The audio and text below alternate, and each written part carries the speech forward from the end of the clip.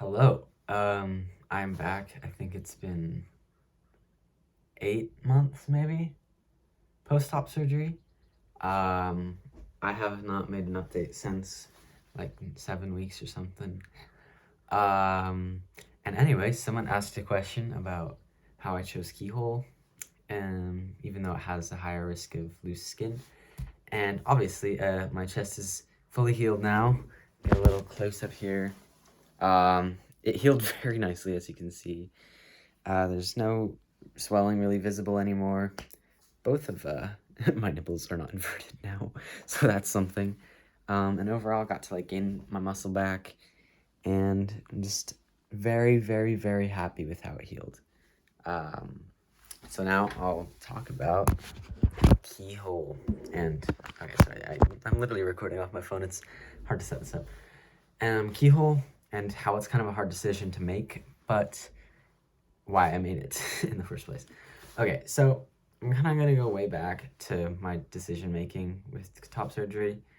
My original plan was to actually do double incision because I've seen pictures and videos of people healing from keyhole and peri, and I was just a little scared by the possibility of like extreme swelling and extra skin, and just generally there's a lot of risks, and typically your chest won't look perfect for a while right after getting keyhole or peri, just because obviously you're not taking out any skin, so you have to wait until your skin like shrinks back and tightens up again, and that can lead to like a less healed look for a while.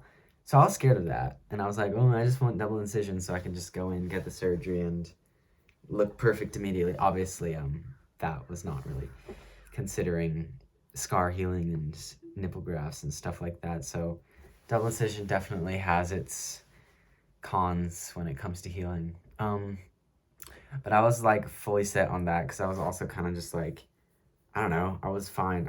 At that time I was accepting of having the double incision scars because I was like, oh well, that's kind of like a monumental trans moment to like have DI scars on your chest.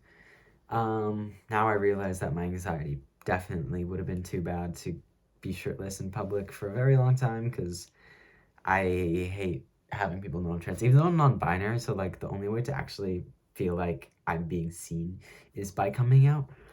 But I'm still am less anxious when I'm just like passing as a cis guy. Anyway, so then my thought was peri because I thought that my chest was too big to have keyhole, because I've seen like some people who got keyhole like before and after pictures, and I always thought that my chest was bigger.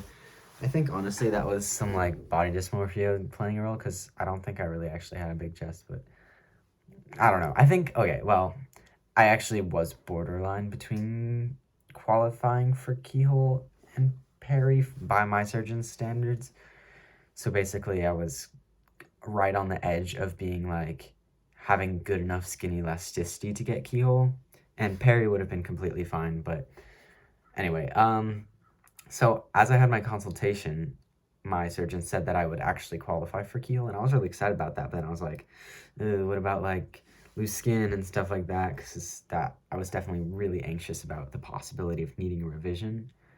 Okay, there's kind of something deeper about that though, because I am a minor, and it took a lot to get my parents to accept the idea of me getting surgery, and I was scared that if I needed a revision or if my chest wasn't perfect right off the bat, they would get really upset and like it would be like, oh, what is happening? Like mutilation, yada, yada. I don't know. I feel like all the progress that I made with them would have been like reverted. Thankfully, that didn't end up happening, but I was scared of needing revision, and I was scared that my surgeon was like, yeah, since you're borderline, there might be a possibility of loose skin. I ended up asking him further about that, and he said that it would just be like, if I touched my chest, it would feel loose, but not look loose. And I can't really tell if that's happening right now. I mean, I guess a little bit, but definitely not enough to the point where it looks any different, or really like I can't really tell a difference with how it feels. So that's good. And I also learned a bit more about the complications that can come with peri that are specific to peri, such as the scars around the areolas widening, which can lead to like a wider areola look. That's kind of like there's not much you can do about that if that happens, and incisions can open up with peri since there's a lot of pressure like holding your skin to your areola, and that can end up splitting stitches. That's like more common, and that's not really gonna happen with keyhole, but peri obviously greatly reduces your chance of loose skin because it's taking away skin.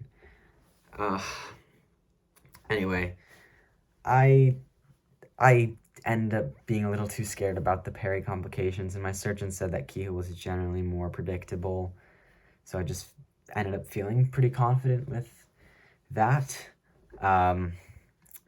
So that's kind of how I made my decision. I mean, I definitely wanted to have like a easily cispassable chest so I could just like be shirtless in the future and not be anxious about people like clocking me or like looking trans, stuff like that. Even though like I'm fine with being out and like I'm not trying to go my life being a stealth guy because I'm non-binary and whatnot, but I like the safety and the like, I don't know, I'm not anxious being shirtless. Sorry, I have some notes so I remember what I'm trying to say here. What's going on? Okay. Yeah, so that's kind of it for why I chose Keyhole. Obviously at the beginning in my last video, I mean, that was like 7 weeks post-op, I think, but I had swelling around like, you know, the areas of surgery. And right now, if you take a closer look, like, okay, from this angle with this lighting, it makes something look swollen here, but in reality, that is not the case there, which is good.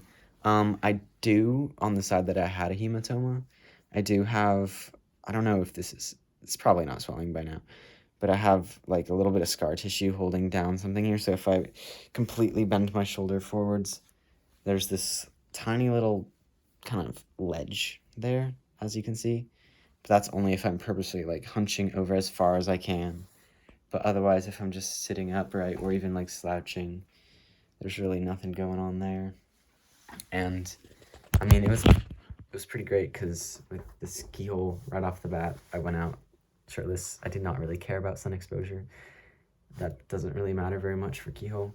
And I was able to, I mean, I was still anxious, of course, since it was a new experience and whatnot, but I was able to go shirtless and be okay with it. And I'm definitely looking forward to this summer because it's my first full summer post-top surgery, and I'll have every day to enjoy, and I'm really looking forward to it. Generally, like, things have just been so great since surgery, and so great since my last video because I've been fully healed and working out consistently again, and just no pain, nothing.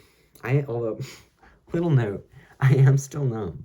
Like, especially on the side that I got a hematoma, everything that I'm touching right now is numb. And by here, I start to get some feeling back, but it's like definitely only a deep sensation, not like surface level. This side is fine, except for like right around the areolas, that's completely numb. Who knows if I'll get my sensation back? I don't really care. It does feel a little weird though. Sometimes if I touch it in the wrong way, it's like, gives me a weird little like shock sensation. Not a painful thing, but just like a weird tingle. But I mean, I still am not even a year post-op, so although I will be in July, that'll be kind of fun. I don't know. Anyway, I hope this helped. Sorry if it's a ramble. I don't like editing videos, as you could probably tell from my last one, because that takes effort. So if you have more questions, please leave comments. And yeah, anyway, good luck. Good luck with your surgery. Oh, if anyone knows, I'm specifically talking to someone who commented these questions before. But if you're watching this, commenter person, good luck choosing a surgery, and I hope it all goes well, and I hope clarity comes with this decision making. It's a big decision, but whatever happens in the end after recovery, it's usually all turns out great. Anyway, thanks for watching.